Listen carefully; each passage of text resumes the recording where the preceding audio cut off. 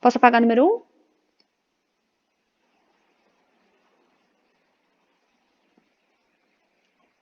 1? Não, deu um pouco menos. 2.256 pi centímetros cúbicos. Beleza, Matheus. Acho que deu errado mesmo. Bom, esse número 2, vou apagar o número 1, viu? Ninguém falou nada. Bom, então o número 2 eu preciso dessa fórmula aí, né? Dessa fórmula grandona aí. Para calcular, então, o volume do segmento esférico de duas bases, o que acontece? Ó, o que ele está falando aqui para mim? Eu tenho segmento esférico de duas bases e ambos estão a uma distância... Nossa, gente, que péssimo. Nossa, que desenho horrível. Mas tudo bem, eu acho que vocês estão entendendo, né? A distância entre eles, aqui no caso é 6 e aqui também é 6, certo? E o raio... Nossa, deixa eu fazer um desenho melhor, tá muito ruim.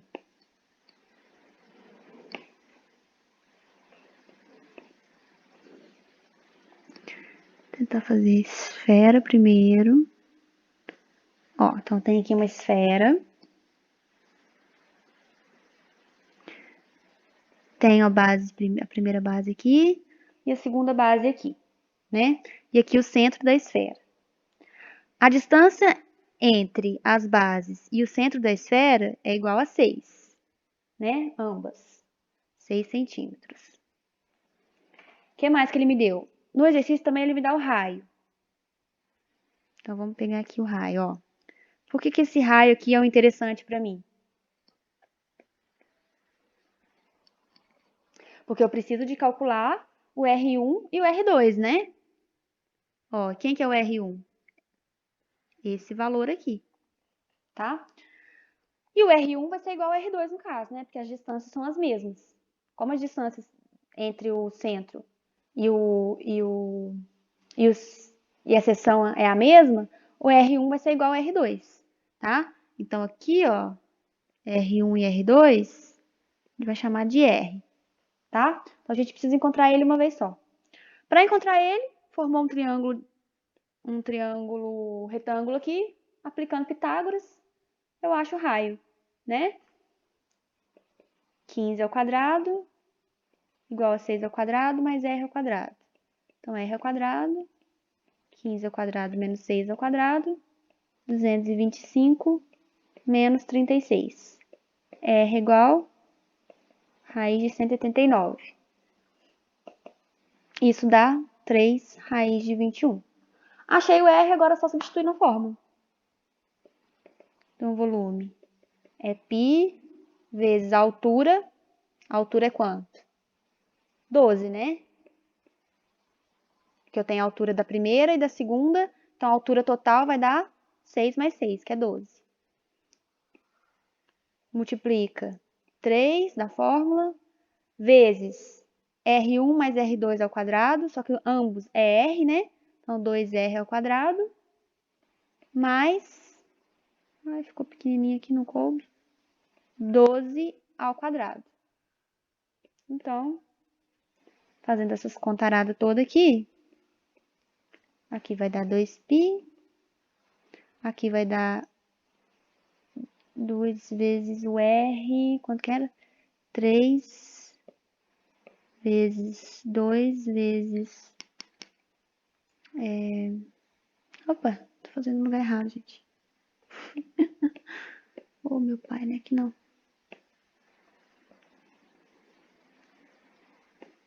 3 vezes 2, 3 raiz de 21 ao quadrado, mais 12 ao quadrado.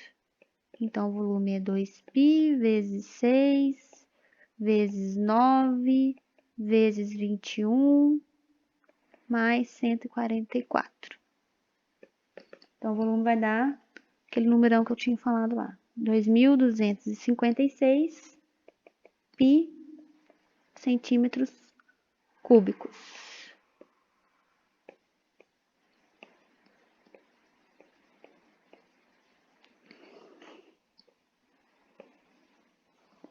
Beleza?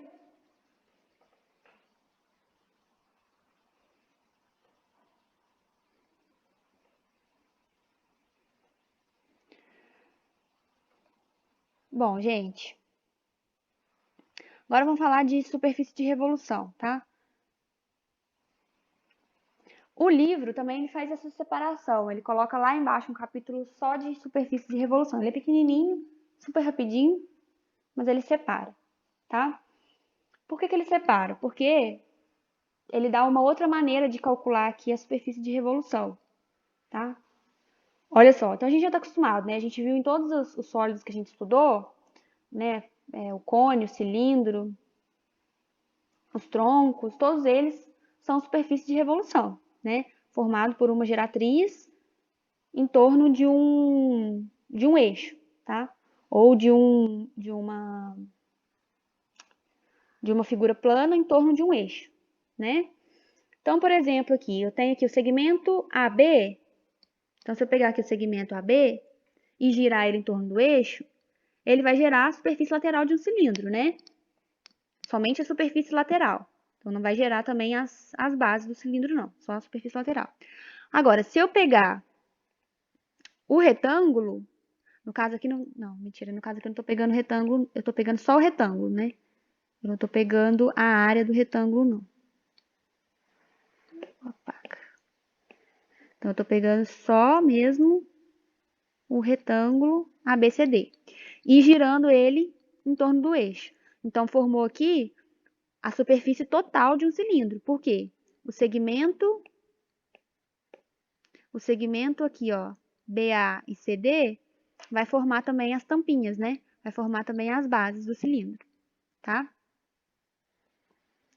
Se eu pegar aqui o segmento AB, agora desse jeito aqui, vai formar a superfície lateral do cone.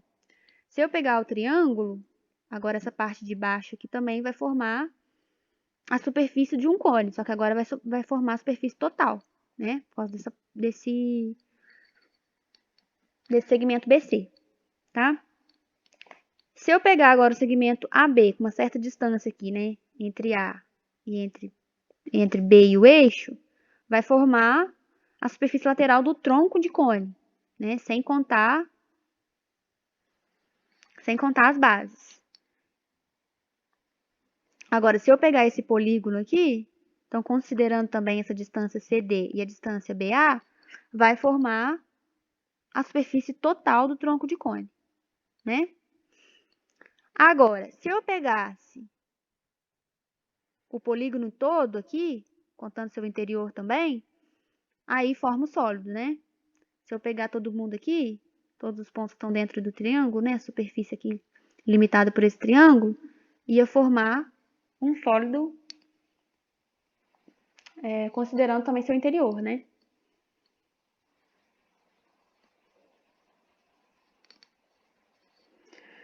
Bom, aí o que esse capítulo aqui fala? Se eu pegar a geratriz, então uma geratriz qualquer aqui, essa aqui é até inclusive curva, e se eu pegar a distância do centro de gravidade, né, da geratriz ao eixo, então eu pego aqui, essa distância é a distância do centro de gravidade, né, o ponto do centro de gravidade, até o eixo. Então, eu tenho aqui uma nova fórmula para calcular a área dessa superfície de revolução. Essa fórmula é essa daqui. 2π vezes L, no caso L aqui é a geratriz, e D vai ser essa distância, tá? Do centro de gravidade da geratriz ao eixo. Então, se eu quiser calcular a área desse jeito, eu preciso saber a distância desse centro de gravidade, tá? Ao eixo. Agora, quando eu tô falando de sólido, eu vou pegar uma superfície, tá? Então, no caso aqui, por exemplo, dentro desse plano alfa, eu tenho aqui essa superfície, delimitada aqui por essa figura plana, tá? Girando ela, eu vou formar um sólido de revolução, tá? Então, eu conto também os pontos do interior do sólido. E aí é o que eu tinha falado, né? Se eu girar o retângulo, eu vou ter o cilindro de revolução. Se eu girar o triângulo, eu vou ter o cone de revolução. Se eu girar um trapézio, eu vou ter o tronco de revolução. E o volume ele vai usar, lá ele usava na área, ele usava o L, né, que era a geratriz. Aqui no volume ele vai usar a área dessa superfície que gera esse sólido.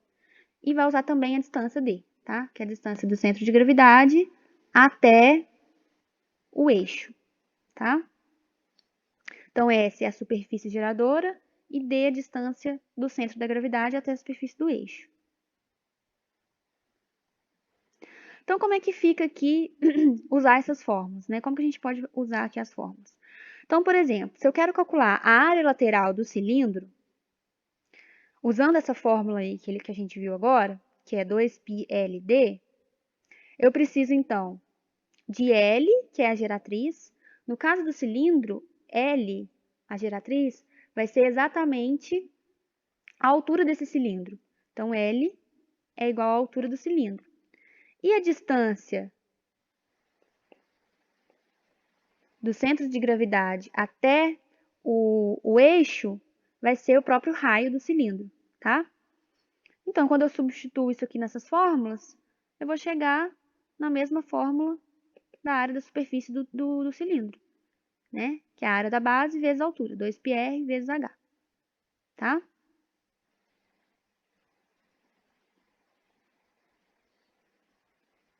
Não, mentira, que aqui não é a área da base não, né, gente? Aqui é o tamanho da circunferência, porque aqui a gente está falando só de superfície, né? Então, na hora que eu abro esse cilindro, eu vou ter um retângulo, que essa medida aqui é a medida da circunferência, 2πr, e aqui é a medida da altura h, tá? Agora, se eu quiser calcular o volume por aquela fórmula, eu tenho aqui 2πsd. Então, eu preciso da superfície geradora desse sólido e da distância do centro de gravidade até o eixo.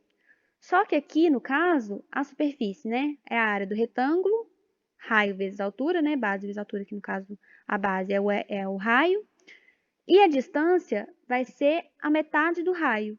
Então, como a distância é a metade do raio, na hora que eu substituo aqui na fórmula, eu vou ter 2π vezes S vezes essa distância, que é a metade do raio. Então, eu chego no volume do cilindro. Área da base vezes a altura, πr ao quadrado vezes h, tá? Para eu calcular agora a área da superfície do cone, da superfície lateral do cone, tá? Então, aqui é a área lateral. Aqui ficou errado. A área lateral. Opa, aqui não tem A, não.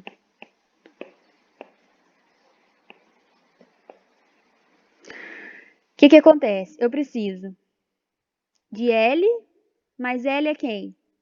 L não é a geratriz? Então, esse aqui, G, é igual a L, tá?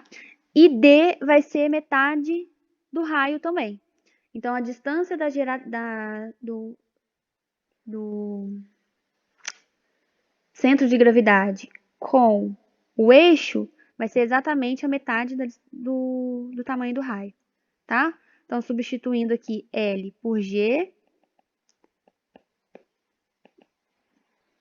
e R sobre 2 por D, eu vou chegar na área lateral do cone que a gente também conhece e sabe que é πRG, tá?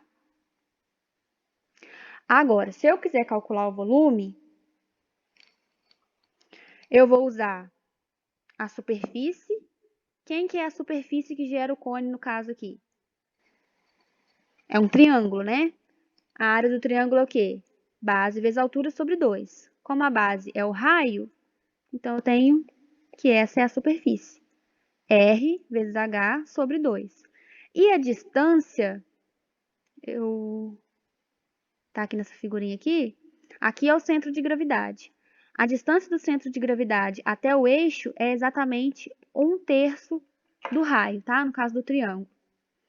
Então, substituindo S pela fórmula da área do triângulo e D pela distância, que é o raio sobre 3, eu chego no volume do cone. Agora eu vou fazer aqui um exemplo com vocês rapidinho, só para a gente ver como é que funciona isso aqui na prática, tá? Bom, gente, o que o exemplo aqui está pedindo? Opa, aqui. Um triângulo escaleno, né? Escaleno tem os 3 lados diferentes. De lado 13 centímetros, 14 centímetros e 15 centímetros, gira 360 graus em torno do lado de 14 centímetros.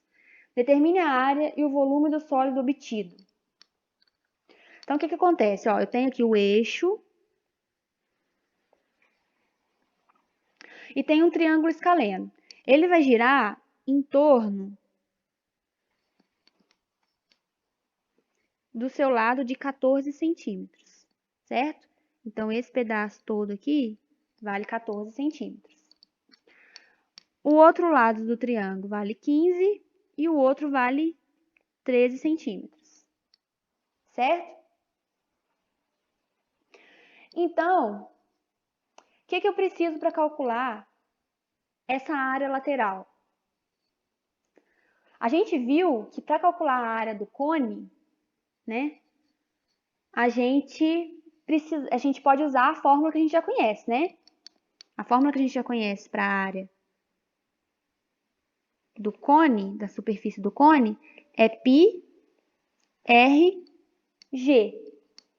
Só que no caso aqui, eu tenho esse raio.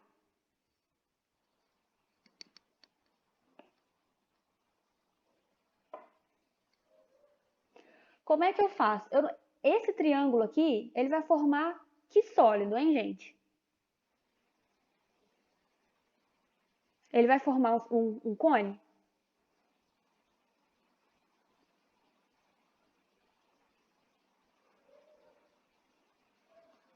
Eu acredito que forma um cone, professor. Porque, ó, se fosse para formar um cone, ele tinha que estar assim, né? Sim ou não? E aí o raio seria esse pedaço aqui, certo? Aí sim a gente podia usar essa forma. Tá? Mas como aqui ele não tem, né? Aqui, ó, aqui tinha que medir 90 graus. Aqui no primeiro desenho aqui não mede 90 graus. Então, como é que eu faço para poder resolver esse exercício aqui? Opa, alguém tem uma ideia?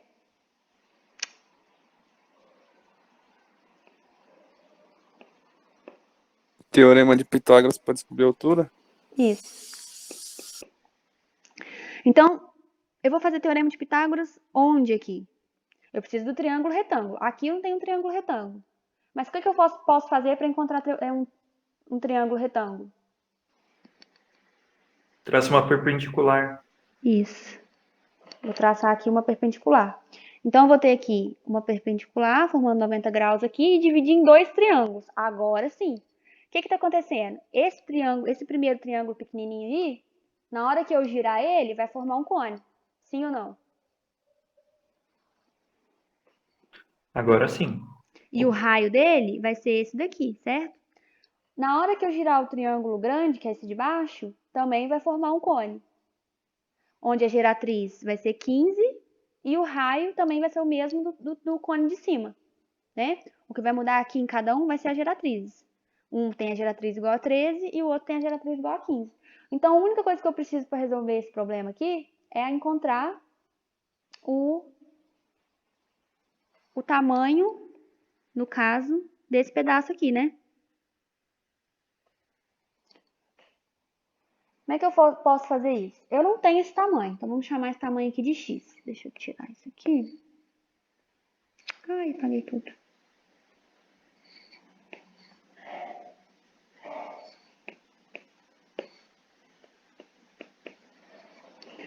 Aqui é o eixo, né? Eu não sei esse tamanho aqui, vamos chamar esse tamanho aqui de x. Mas eu sei esse tamanho grandão aqui. Esse tamanho grandão, 14 centímetros. certo? Então, vamos aplicar Pitágoras. Eu tenho dois triângulos retângulos, a gente pode aplicar Pitágoras aqui e a gente vai encontrar duas equações em função de R e de X, né? Então, vamos fazer isso vou fazer pro segundo triângulo primeiro, tá? Esse aqui. Então, desse triângulo aqui, eu tenho que hipotenusa, que vale 15, é igual a soma dos quadrados dos catetos. Um dos catetos vale R, né? O outro cateto vale quanto? X menos 14 14? menos X. É, isso aí, 14 menos X. 14 menos X ao quadrado, tá? Agora eu vou isolar o R. Não, primeiro vou fazer esse produto notável aqui. 15 vezes 15 é 225, igual a R ao quadrado, mais o quadrado primeiro, 14 ao quadrado, dá 196, menos 2 vezes o primeiro pelo segundo, 2 vezes 14, 28x, mais x ao quadrado, certo? Então, vai ficar o quê? Vou colocar o número com número, 225, menos 196, r ao quadrado, menos 28x, mais x ao quadrado. 225 menos 196 dá 29. 29 mais passar o 28x para cá, r ao quadrado mais x ao quadrado. Pronto, daqui não consigo fazer mais nada, né? Mas vamos jogar o Pitágoras agora no triângulo pequenininho. Vou chamar aqui de T1. Então, aqui, esse aqui é o T2, tá? Então, do triângulo 2, não, do triângulo 1 agora,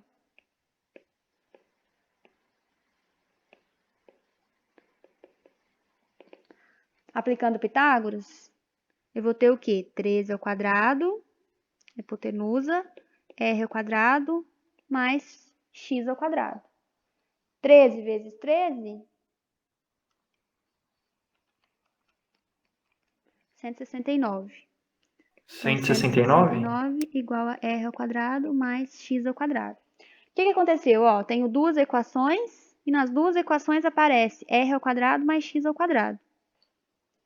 Então, eu vou substituir o r ao quadrado mais x ao quadrado por 169, certo? Então, daqui, eu vou ficar com 29 mais 28x igual a 169. 28x é igual a 169 menos 29. Tá certo, gente?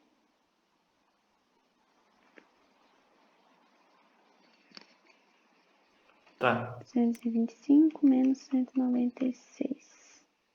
140, né?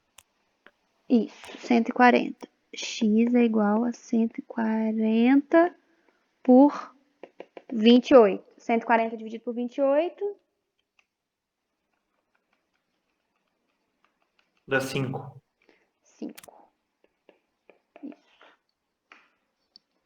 Então, agora eu encontrei o valor de x. E agora eu consigo calcular a área dos dois cones. E depois eu somo as duas. Tá? Então, ficou ruim de espaço aqui.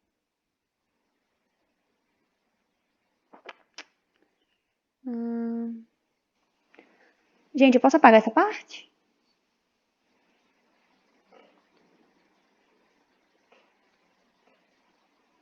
Posso?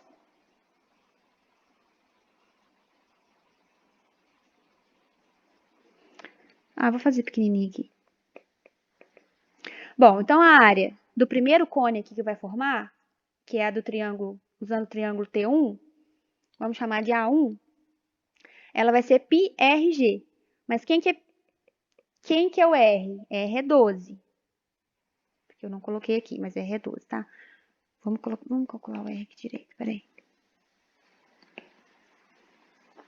Então, peraí, se eu jogar aqui na fórmula lá em cima de novo, 169 igual a r ao quadrado mais 5 ao quadrado, eu vou encontrar que r é igual a 12, tá? Então, eu sei o r e sei o x. Então, vamos voltar aqui. Área 1, π, r, g1. O r é o mesmo para os dois, 12, mas a geratriz do triângulo 1 é 13. Então, aqui no caso vai ficar 12 vezes 13, 156. 156 π centímetros quadrados. A área 2, usando agora o triângulo 2, vai ser π, r, g2. Então, eu tenho π, o r é 12, mas a geratriz do segundo é qual? Do segundo triângulo. É 15. 15. Então, 12 vezes 15, 180. Então, a área da superfície total vai ser a soma das duas áreas. Sim ou não? Então, vai ser 156 π mais 180 π. 156 mais 180, 336 π centímetros quadrados. Isso. Tá muito apertadinho aqui. 336 π centímetros quadrados, que é a soma das duas. Ok? Então, gente, geralmente, quando a gente está falando de superfície de revolução, a gente vai ter que fazer essas jogadinhas. Ou a gente encontra as figuras que a gente conhece, né? Que gera os sólidos que a gente conhece. No caso aqui, a gente colocou dois triângulos retângulos que geram o cone, né? Somando os dois cones, eu consigo chegar nesse sólido que gerou esse triângulo aí, tá? Agora, outra maneira de fazer, vou apagar aqui tudo agora, seria usando aquela fórmula ali que a gente viu, né? Que a gente precisa do centro de gravidade.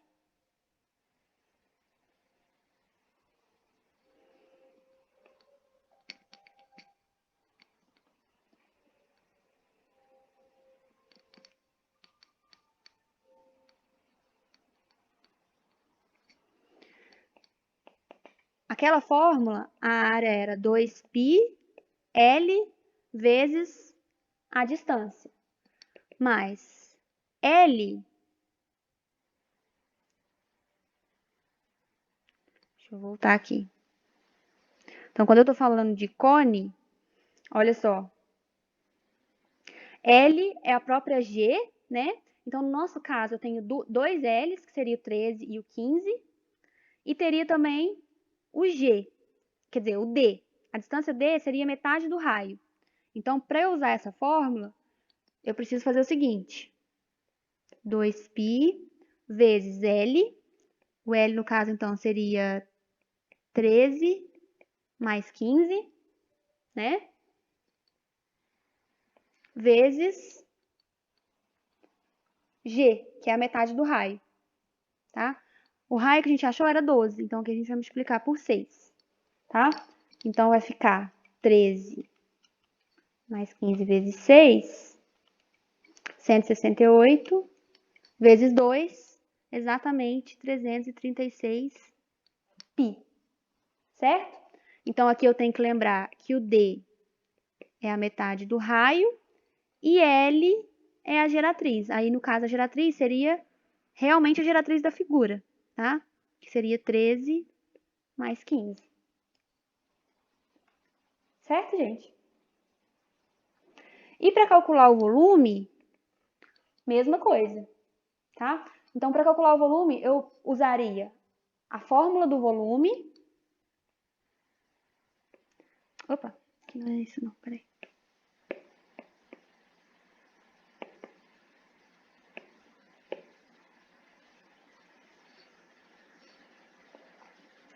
Então, voltando lá no triângulo que eu tinha.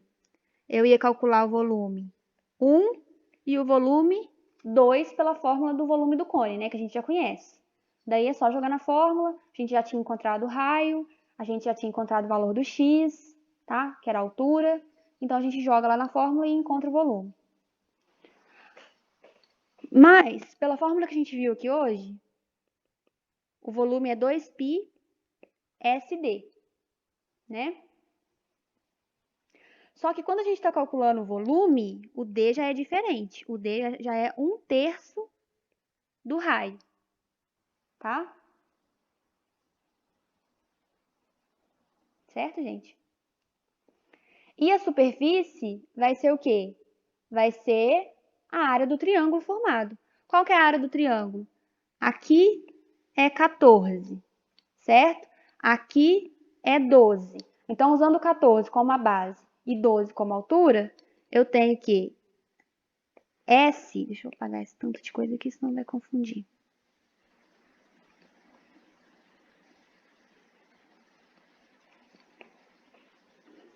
Eu tenho que S é a área da base vezes a altura, sobre 2, 14 vezes 12 sobre 2, tá? Isso é igual 14 vezes 6, 84. E aí eu vou substituir agora tudo nessa fórmula aqui. 2π vezes 84, que é o S, vezes o raio sobre 3. O raio é 12 sobre 3. Na hora que eu faço essa conta aqui, 84 vezes 12 vezes 2 dividido por 3 dá 672 π, tá? Mas se vocês fizerem o volume 1 e o volume 2, também vocês vão encontrar a mesma coisa. Tá bom? Entenderam, gente?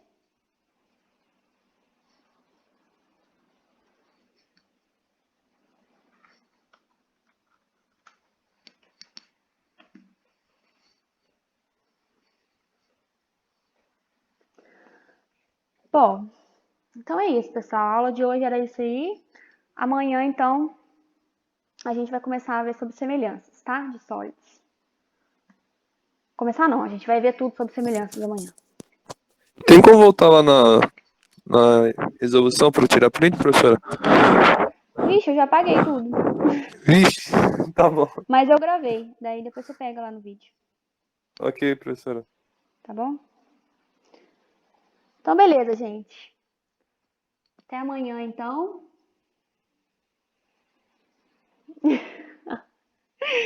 Beleza, Nicolas. Tchauzinho, pessoal. Boa tarde pra vocês. Até amanhã, então. Tá? Depois eu coloco a aula lá no Moodle. Oi. Alguém falou alguma coisa?